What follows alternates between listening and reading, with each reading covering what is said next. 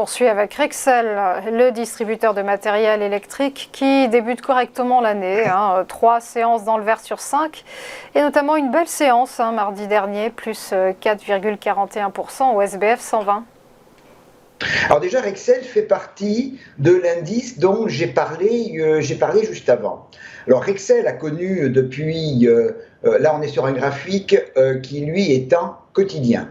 Rexel a connu depuis la fin du mois d'octobre 2020 jusqu'au printemps 2021, une croissance, les cours ont connu une croissance importante puisque pratiquement on est passé de 8,5 € à 17 €, soit quasiment un doublement. Et depuis le mois de juin, comme l'indice de référence, depuis le mois de juin, on est rentré en range, en consolidation horizontale, entre 16,13 et 18,50 €. On est sorti la semaine dernière par le haut du range, notamment par une très belle bougie verte qui est en plus une ouverture de gap le 4 janvier dernier, et on est pour l'instant un peu à la croisée des chemins. Donc en fait, il y a deux scénarios d'évolution de Rexel que je vais vous présenter.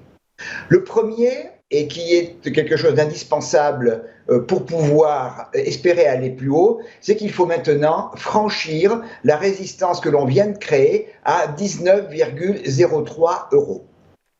Si on franchit ce niveau de résistance, eh bien les objectifs sont donnés par les retracements et les extensions de Fibonacci, puisque dans le dernier rallye du mois de décembre et début janvier, on a fait une consolidation sur un niveau intermédiaire de 23,6 des retracements de Fibonacci, ce qui nous donne les deux, et puis également l'autre objectif, c'est comme tout à l'heure, eh bien le report vers le haut de la hauteur du range.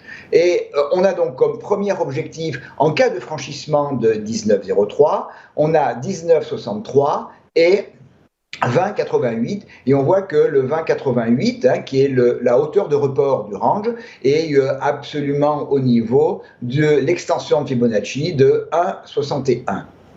Alors, si on arrive à franchir ce niveau de 19,03, eh bien, en clôture, eh bien, l'invalidation de la sortie se situerait à 18,50 €. Maintenant, on peut avoir un deuxième scénario qui s'apparenterait à un bull trap, c'est-à-dire que c'est une forme de fausse sortie.